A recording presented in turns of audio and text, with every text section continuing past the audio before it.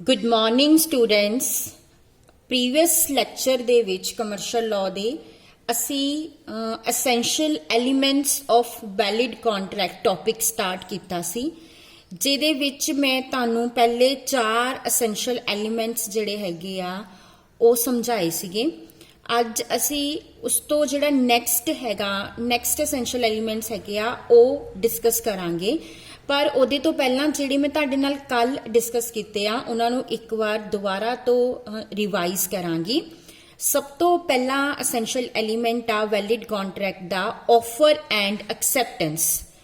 ਮੈਂ ਤੁਹਾਨੂੰ ਦੱਸਿਆ ਸੀਗਾ ਕਿ ਕਿਸੇ ਵੀ ਕੰਟਰੈਕਟ ਦੇ ਵੈਲਿਡ ਹੋਣ ਲਈ ਜ਼ਰੂਰੀ ਹੁੰਦਾ ਆ ਕਿ ਇੱਕ ਪਾਰਟੀ ਵੱਲੋਂ ਲੌਫੁਲ ਆਫਰ ਹੋਵੇ ਤੇ ਦੂਸਰੀ ਪਾਰਟੀ ਵੱਲੋਂ ਉਹਦੀ ਲੌਫੁਲ ਐਕਸੈਪਟੈਂਸ ਹੋਵੇ, ਤਦ ਹੀ ਉਹ ਕੰਟਰੈਕਟ ਵੈਲਿਡ ਕੰਟਰੈਕਟ ਬਣਦਾ ਆ। ਲੌਫੁਲ ਦਾ ਮਤਲਬ ਕੁਝ ਰੂਲਸ ਔਰ ਰੈਗੂਲੇਸ਼ਨਸ ਨੇ ਜਿਹੜੇ ਕਿ ਫੋਲੋ ਕਰਨੇ ਜ਼ਰੂਰੀ ਹੁੰਦੇ ਨੇ। ਉਹ ਰੂਲਸ ਔਰ ਰੈਗੂਲੇਸ਼ਨਸ ਅਸੀਂ ਨੈਕਸਟ ਚੈਪਟਰ ਦੇ ਵਿੱਚ ਡਿਟੇਲ ਦੇ ਵਿੱਚ ਡਿਸਕਸ ਕਰਾਂਗੇ।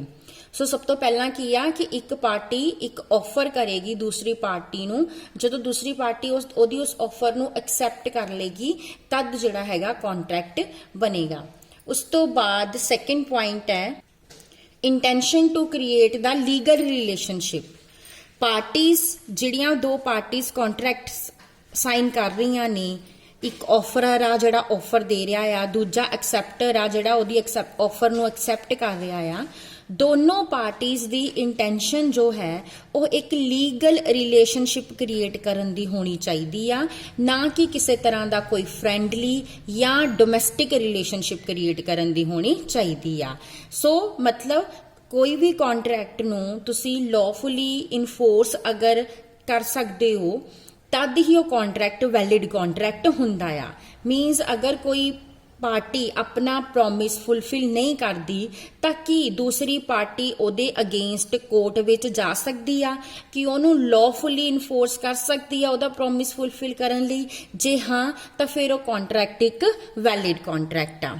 ਉਸ ਤੋਂ ਬਾਅਦ ਥਰਡ ਜੋ ਐਸੈਂਸ਼ੀਅਲ ਐਲੀਮੈਂਟ ਆ ਉਹ ਹੈ ਲੌਫੁਲ ਕੰਸੀਡਰੇਸ਼ਨ। ਕੰਸੀਡਰੇਸ਼ਨ ਦਾ ਮਤਲਬ ਕੀ ਹੁੰਦਾ? ਸਮਥਿੰਗ ਇਨ ਰਿਟਰਨ। ਜੇ ਤੁਹਾਡੇ ਲਈ ਕੋਈ ਤੁਸੀਂ ਕਿਸੇ ਨੂੰ ਕੋਈ ਪ੍ਰੋਮਿਸ ਕਰ ਰਹੇ ਹੋ ਤਾਂ ਇਨ ਰਿਟਰਨ ਉਹ ਕੀ ਤੁਹਾਡੇ ਲਈ ਵੀ ਕੁਝ ਕਰ ਰਿਹਾ ਜਾਂ ਨਹੀਂ ਕਰ ਰਿਹਾ। ਜੇ ਤਾਂ ਇਨ ਰਿਟਰਨ ਤੁਹਾਨੂੰ ਕੁਝ ਵੀ ਨਹੀਂ ਆ ਰਿਹਾ, ਇਟ ਮੀਨਸ ਉੱਥੇ ਕੰਸੀਡਰੇਸ਼ਨ ਨਹੀਂ ਆ। ਕੰਸੀਡਰੇਸ਼ਨ ਦਾ ਮਤਲਬ ਕੀ ਹੁੰਦਾ? ਜਿੱਦਾਂ ਮੰਨ ਲਓ ਤੁਸੀਂ ਅਗਰ ਸ਼ਾਪ ਤੇ ਜਾਂਦੇ ਹੋ ਔਰ ਤੁਸੀਂ ਇੱਕ ਸ਼ਾਪਕੀਪਰ ਤੋਂ ਪੈਨ ਬਾਏ ਕਰ ਰਹੇ ਹੋ ਔਰ ਤੁਸੀਂ ਜਿਹੜਾ ਹੈਗਾ ਉਸਨੂੰ 10 ਰੁਪੀਸ ਪੇ ਕਰ ਰਹੇ ਹੋ, ਤਾਂ ਤੁਸੀਂ ਜਿਹੜਾ 10 ਰੁਪੀਸ ਉਹਨੂੰ ਦਿੱਤੇ ਆ, ਇਨ ਰਿਟਰਨ ਤੁਹਾਨੂੰ ਕੀ ਮਿਲਿਆ ਆ? ਪੈਨ। ਸੋ ਕੰਸੀਡਰੇਸ਼ਨ ਕੀ ਆ? ਪੈਨ। ਔਰ ਸ਼ਾਪਕੀਪਰ ਨੇ ਜਿਹਨੇ ਤੁਹਾਨੂੰ ਪੈਨ ਦਿੱਤਾ ਆ ਉਹਨੂੰ ਇਨ ਰਿਟਰਨ ਕੀ ਮਿਲਿਆ? 10 ਰੁਪੀਸ। ਸੋ ਉਹਦੇ ਲਈ ਕੰਸੀਡਰੇਸ਼ਨ ਕੀ ਆ? 10 ਰੁਪੀਸ। ਸੋ ਕੰਸੀਡਰੇਸ਼ਨ ਦਾ ਪ੍ਰੈਜ਼ੈਂਟ ਹੋਣਾ ਬਹੁਤ ਜ਼ਰੂਰੀ ਆ, ਅਦਰਵਾਈਜ਼ ਉਹ ਕੰਟਰੈਕਟ ਵੈਲਿਡ ਕੰਟਰੈਕਟ ਨਹੀਂ ਹੁੰਦੇ ਜਿੱਥੇ ਕੰਸੀਡਰੇਸ਼ਨ ਨਹੀਂ ਹੁੰਦੀ। ਜੇ ਤੁਸੀਂ ਕਿਸੇ ਨੂੰ ਪ੍ਰੋਮਿਸ ਕਰ ਰਹੇ ਹੋ ਕਿ ਤੁਸੀਂ ਉਹਨੂੰ ਜਿਹੜਾ ਹੈਗਾ ਆ ਆਪਣੀ ਕਾਰ ਜਿਹੜੀ ਹੈਗੀ ਆ ਦਓਗੇ ਕਿਸੇ ਫੰਕਸ਼ਨ ਨੂੰ ਅਟੈਂਡ ਕਰਨ ਦੇ ਲਈ, ਉਹ ਤੁਹਾਡਾ ਫਰੈਂਡ ਆ ਇਸ ਲਈ ਤੁਸੀਂ ਉਹਨੂੰ ਪ੍ਰੋਮਿਸ ਕਰਤਾ ਕਿ ਚੱਲ ਠੀਕ ਆ ਤੂੰ ਉਸ ਦਿਨ ਮੇਰੀ ਕਾਰ ਲੈ ਜਾਈਂ, ਔਰ ਉਹਦੇ ਤੋਂ ਬਾਅਦ ਅਗਰ ਤੁਸੀਂ ਉਹਨੂੰ ਕਾਰ ਦੇਣ ਤੋਂ ਮਨਾ ਕਰ ਦਿੰਦੇ ਹੋ ਤਾਂ ਫਿਰ ਜਿਹੜਾ ਹੈਗਾ ਉਹ ਤੁਹਾਡੇ ਤੇ ਕੇਸ ਨਹੀਂ ਕਰ ਸਕਦਾ। ਕਿਉਂ ਨਹੀਂ ਕਰ ਸਕਦਾ? ਕਿਉਂਕਿ ਤੁਸੀਂ ਜਿਹੜੀ ਉਹਨੂੰ ਕਾਰ ਦੇ ਰਹੇ ਸੀ ਉਹ ਜਸਟ ਇੱਕ ਫਰੈਂਡਲੀ ਰਿਲੇਸ਼ਨਸ਼ਿਪ ਦੇ ਤੌਰ ਤੇ ਦੇ ਰਹੇ ਸੀ ਔਰ ਇਨ ਰਿਟਰਨ ਉਹਨੇ ਤੁਹਾਨੂੰ ਕੋਈ ਕਿਰਾਇਆ ਨਹੀਂ ਸੀ ਦੇਣਾ। ਠੀਕ ਆ। ਸੋ ਇਹਦਾ ਮਤਲਬ ਕੀ ਆ ਕਿ ਉੱਥੇ ਕੰਸੀਡਰੇਸ਼ਨ ਪ੍ਰੈਜ਼ੈਂਟ ਨਹੀਂ ਸੀ। ਔਰ ਇਸੇ ਤਰ੍ਹਾਂ ਅਗਰ ਕੇਸ ਆਪਾਂ ਇਦਾਂ ਲਈਏ ਕਿ ਮੰਨ ਲਓ ਤੁਸੀਂ ਕਿਤੇ ਜਾਣਾ ਹੈਗਾ ਆ, ਘੁੰਮਣ ਜਾਣਾ ਆ, ਤੇ ਤੁਸੀਂ ਕਿਰਾਏ ਤੇ ਕਾਰ ਲੈ ਰਹੇ ਹੋ, ਲੈਟ ਆਊਟ ਕਰ ਰਹੇ ਹੋ, ਉਹਦੇ ਟੈਕਸੀ ਕਰ ਰਹੇ ਹੋ, ਤਾਂ ਉਹਦੇ ਲਈ ਤੁਸੀਂ ਉਹਨੂੰ ਕਿੰਨੇ ਪੈਸੇ ਦੇਣੇ ਹੈਗੇ ਆ? ਤੁਸੀਂ ਉਹਨੂੰ ਮੰਨ ਲਓ ਕਿ 2000 ਰੁਪੀਸ ਪੇ ਕਰਨੇ ਆ। ਫਿਰ ਉਸ ਕੇਸ ਦੇ ਵਿੱਚ ਅਗਰ ਉਹ ਤੁਹਾਨੂੰ ਬਾਅਦ ਵਿੱਚ ਕਾਰ ਦੇਣ ਤੋਂ ਮਨਾ ਕਰ ਰਿਹਾ ਆ, ਟੈਕਸੀ ਦੇਣ ਤੋਂ ਮਨਾ ਕਰ ਰਿਹਾ, ਤੇ ਤੁਸੀਂ ਉਹਦੇ ਅਗੇਂਸਟ ਕੋਰਟ ਵਿੱਚ ਕੇਸ ਕਰ ਸਕਦੇ ਹੋ। ਕਿਉਂ ਕਰ ਸਕਦੇ ਹੋ? ਕਿਉਂਕਿ ਤੁਸੀਂ ਇਨ ਰਿਟਰਨ ਉਹਨੂੰ ਪੇਮੈਂਟ ਕਰਨੀ ਸੀ 2000 ਰੁਪੀਸ ਦੀ। ਸੋ ਉੱਥੇ ਕੰਸੀਡਰੇਸ਼ਨ ਪ੍ਰੈਜ਼ੈਂਟ ਸੀ। ਸੋ ਕੰਸੀਡਰੇਸ਼ਨ ਦਾ ਹੋਣਾ ਬਹੁਤ ਜ਼ਰੂਰੀ ਆ। ਸੈਕੰਡ ਥਿੰਗ ਕੀ ਹੁੰਦੀ ਆ, ਕੰਸੀਡਰੇਸ਼ਨ ਜਿਹੜੀ ਹੈਗੀ ਆ ਉਹ ਰੀਅਲ ਹੋਣੀ ਚਾਹੀਦੀ ਆ, ਇਲਜ਼ਰੀ ਨਹੀਂ ਹੋਣੀ ਚਾਹੀਦੀ। ਐਂਡ ਥਰਡ ਕੀ ਹੈ ਕਿ ਕੰਸੀਡਰੇਸ਼ਨ ਦਾ ਹੋਣਾ ਜ਼ਰੂਰੀ ਆ, ਉਹਦੀ ਐਡਿਕੁਏਸੀ ਮੈਟਰ ਨਹੀਂ ਕਰਦੀ। ਠੀਕ ਆ, ਕਿ ਕੰਸੀਡਰੇਸ਼ਨ ਐਡਿਕੁਏਟ ਨਹੀਂ ਸੀ, ਜਿੰਨੀ ਵੈਲਿਊ ਦੀ ਤੁਸੀਂ ਚੀਜ਼ ਲੈ ਰਹੇ ਹੋ ਬਟ ਜੋ ਪੇਮੈਂਟ ਕਰ ਰਹੇ ਹੋ ਉਹ ਘੱਟ ਵੈਲਿਊ ਦੀ ਕਰ ਰਹੇ ਹੋ। ਠੀਕ ਆ, ਫਿਰ ਉਸ ਕੇਸ ਦੇ ਵਿੱਚ ਬਾਅਦ ਵਿੱਚ ਉਹ ਪਰਸਨ ਇਹ ਨਹੀਂ ਕਹਿ ਕੇ ਮੁੱਕਰ ਸਕਦਾ ਕਿ ਮੈਨੂੰ ਜਿਹੜੀ ਕੰਸੀਡਰੇਸ਼ਨ ਮਿਲਣੀ ਸੀ ਉਹ ਐਡਿਕੁਏਟ ਨਹੀਂ ਸੀ, ਉਹ ਬਹੁਤ ਘੱਟ ਸੀ। ਕੰਸੀਡਰੇਸ਼ਨ ਹੋਣੀ ਚਾਹੀਦੀ ਆ, ਚਾਹੇ ਉਹ ਥੋੜੀ ਹੀ ਕਿਉਂ ਨਾ ਹੋਵੇ, ਚਾਹੇ ਉਹਦੀ ਵੈਲਿਊ ਜਿਹੜੀ ਆ ਦੂਸਰੇ ਦੇ ਪ੍ਰੋਮਿਸ ਦੇ ਬਰਾਬਰ ਨਾ ਵੀ ਹੋਵੇ ਤਾਂ ਵੀ ਉਹ ਵੈਲਿਡ ਕੰਸੀਡਰੇਸ਼ਨ ਹੁੰਦੀ ਆ। ਐਂਡ ਫੋਰਥ ਥਿੰਗ ਕੀ ਆ ਕਿ ਕੰਸੀਡਰੇਸ਼ਨ ਲਾਫੁਲ ਹੋਣੀ ਚਾਹੀਦੀ ਆ। ਕੰਸੀਡਰੇਸ਼ਨ ਕੋਈ ਇਹੋ ਜਿਹਾ ਐਕਟੀਵਿਟੀ ਹੋਣੀ ਚਾਹੀਦੀ ਆ ਜਿਹੜੀ ਕਿ ਲੀਗਲ ਹੋਵੇ, ਕੋਈ ਇਲੀਗਲ ਐਕਟੀਵਿਟੀ ਨਹੀਂ ਹੋਣੀ ਚਾਹੀਦੀ। ਐਂਡ ਫਿਫਥ ਕੀ ਆ ਕਿ ਕੰਸੀਡਰੇਸ਼ਨ ਪਾਸਟ ਵਿੱਚ ਕੀਤਾ ਹੋਇਆ ਕੋਈ ਕੰਮ ਵੀ ਹੋ ਸਕਦੀ ਆ, ਕੰਸੀਡਰੇਸ਼ਨ ਪ੍ਰੈਜ਼ੈਂਟ ਵੀ ਹੋ ਸਕਦੀ ਆ, ਤੇ ਕੰਸੀਡਰੇਸ਼ਨ ਫਿਊਚਰ 'ਚ ਅਗਰ ਤੁਸੀਂ ਕੋਈ ਕੰਮ ਕਰਨਾ ਆ ਤੇ ਉਹ ਵੀ ਹੋ ਸਕਦੀ ਆ। ਉਸ ਤੋਂ ਬਾਅਦ ਨੈਕਸਟ ਪੁਆਇੰਟ ਜੋ ਫੋਰਥ ਐਸੈਂਸ਼ੀਅਲ ਐਲੀਮੈਂਟ ਹੈ ਜੋ ਮੈਂ ਤੁਹਾਡੇ ਨਾਲ ਕੱਲ ਡਿਸਕਸ ਕੀਤਾ ਸੀ, ਉਹ ਹੈ ਕੈਪੈਸਿਟੀ ਆਫ ਦਾ ਪਾਰਟੀਜ਼, ਕਿ ਕੰਟਰੈਕਟ ਸਾਈਨ ਕਰਨ ਵਾਲੀਆਂ ਦੋਨੋਂ ਪਾਰਟੀਜ਼ ਕੀ ਕੈਪੇਬਲ ਨੇ ਕੰਟਰੈਕਟ ਸਾਈਨ ਕਰਨ ਦੇ ਲਈ।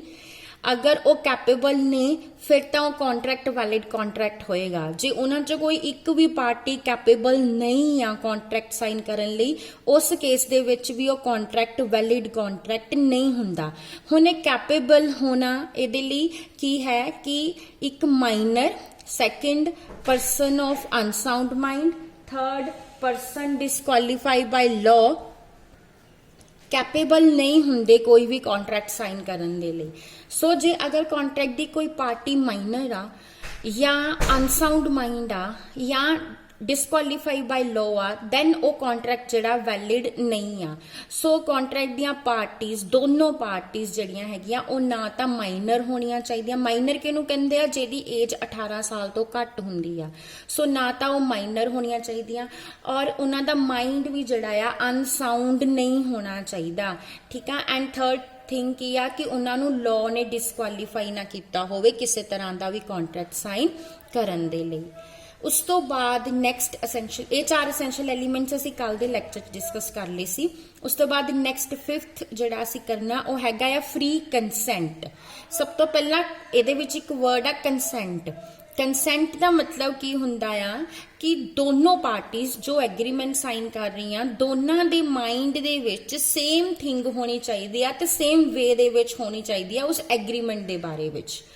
ਹੁਣ ਮੈਂ ਤੁਹਾਨੂੰ ਇੱਕ ਐਗਜ਼ਾਮਪਲ ਦਿੰਨੀ ਆ ਕਿ ਮੰਨ ਲਓ ਜਿਹੜਾ ਰਮੇਸ਼ ਆ ਉਹਦੇ ਕੋਲ ਦੋ ਕਾਰਾਂ ਆ, ਇੱਕ ਹੈਗੀ ਆ ਵਰਨਾ ਆ ਐਂਡ ਦੂਸਰੀ ਕਾਰ ਜਿਹੜੀ ਹੈਗੀ ਆ ਉਹ ਹੈਗੀ ਆ ਸਵਿਫਟ। ਠੀਕ ਆ। ਔਰ ਰਮੇਸ਼ ਜਿਹੜਾ ਹੈਗਾ ਆ ਉਹਨੇ ਸੁਮੇਸ਼ ਨਾਲ ਐਗਰੀਮੈਂਟ ਸਾਈਨ ਕੀਤਾ ਕਿ ਉਹ ਆਪਣੀ ਕਾਰ ਜਿਹੜੀ ਆ ਸੁਮੇਸ਼ ਨੂੰ 5 ਲੱਖ ਰੁਪੀਸ ਦੇ ਵਿੱਚ ਵੇਚਣ ਦੇ ਲਈ ਤਿਆਰ ਆ, ਇਹ ਆਫਰ ਕੀਤੀ ਆ। ਬਟ ਜਦੋਂ ਰਮੇਸ਼ ਇਹ ਆਫਰ ਕਰ ਰਿਹਾ ਤੇ ਉਹਦੇ ਮਾਈਂਡ ਦੇ ਵਿੱਚ ਜਿਹੜੀ ਕਾਰ ਆ ਉਹ ਹੈਗੀ ਆ ਸਵਿਫਟ, ਮਾਰੂਤੀ ਦੀ ਸਵਿਫਟ ਕਾਰ ਆ। ਬਟ ਰਮੇਸ਼ ਜਿਹੜਾ ਹੈਗਾ, ਸੁਮੇਸ਼ ਜਿਹੜਾ ਹੈ ਉਹਨੂੰ ਰਮੇਸ਼ ਦੀ ਸਿਰਫ ਇੱਕ ਹੀ ਕਾਰ ਦਾ ਪਤਾ ਆ, ਉਹ ਹੈਗੀ ਵਰਨਾ। ਸੋ ਸੁਮੇਸ਼ ਦੇ ਮਾਈਂਡ ਵਿੱਚ ਕੀ ਆ ਕਿ ਉਹ 5 ਲੱਖ 'ਚ ਕਿਹੜੀ ਕਾਰ ਰਮੇਸ਼ ਤੋਂ ਲਏਗਾ, ਉਹ ਵਰਨਾ ਆ। ਬਟ ਰਮੇਸ਼ ਦੇ ਮਾਈਂਡ ਵਿੱਚ ਕੀ ਆ, ਉਹਨੇ ਕਿਹੜੀ ਕਾਰ ਦੇਣੀ ਆ, ਸਵਿਫਟ।